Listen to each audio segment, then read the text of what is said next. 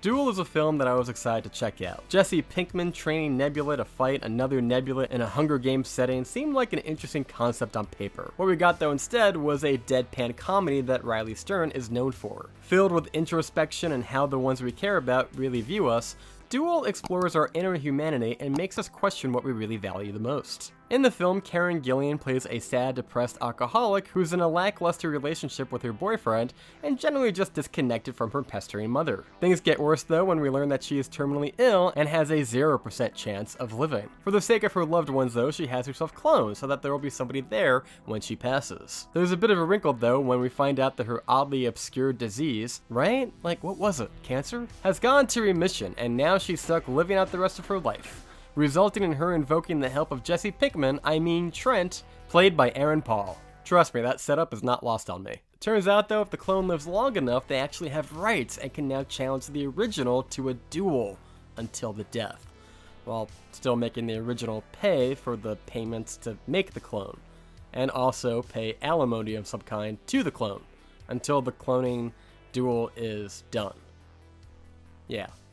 Life sucks like that sometimes. But by the end of Act 3, the two Saras have bonded and decided that it's actually not each other that they're fighting, but the institution that is making them fight one another. So rather than showing up for their battle, they opt to head to the woods and walk to Mexico? Of course, this is all a ruse, as Sara's double has poisoned the original Sara and has taken her place, fooling everyone that she is the original and that the clone must have ran away to avoid confrontation. But wait a second, is that really the clone? Or is that just the original pretending to be the clone, pretending to be the original in an attempt to get her boyfriend and mom back? I'm a dude playing a dude disguised as another dude.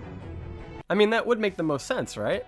She tells the committee that she's late because she had car trouble. She also lies and says that she is the original and had trouble driving the car, tipping off the mom and Peter that she is in fact the clone. Sara is conforming to expectations in order to survive and get what she wants. It's not ideal, but it's what she feels like she has to do. This is made even more clear when we see that she is in possession of a phone that has a cracked screen that we saw her drop earlier in the film when shopping for a new outfit, along with the fact that she no longer likes Mexican food when Peter asks her about it. Also, Peter is still an asshole. No matter which version of Sara he's with, he's just a bad guy.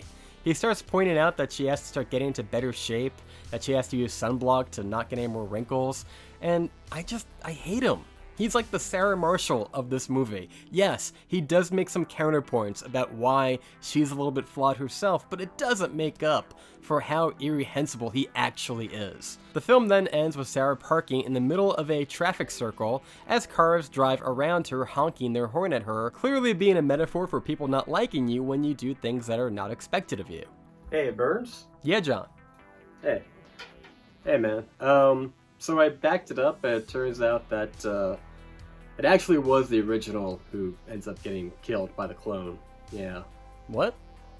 Well, if you look at it, you notice like the water bottles actually say SD and D, you know, for like Sara and like Sara's double. Yeah, so, you know, there's that. But that goes against the whole theme of the movie. How can Sara be so stupid? I had a whole script and everything for this. Yeah, it sucks. Also, just the general fact that Sara was not wearing the white hat and the one driving, but, you know, later she is seen dying, so. Oh.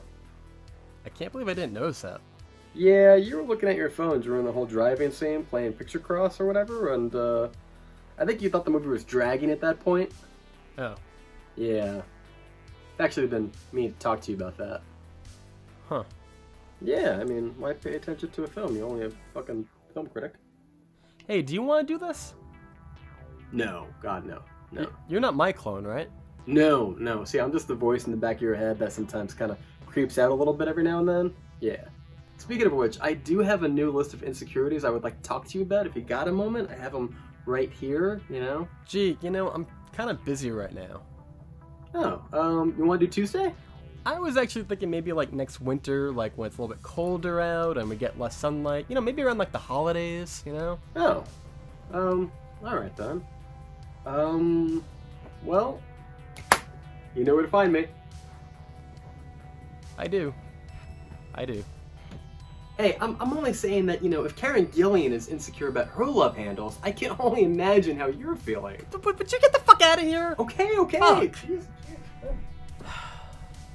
So despite the clues that lean towards my original assessment, there's no sidestepping the fact that the original was the one that drank the poison.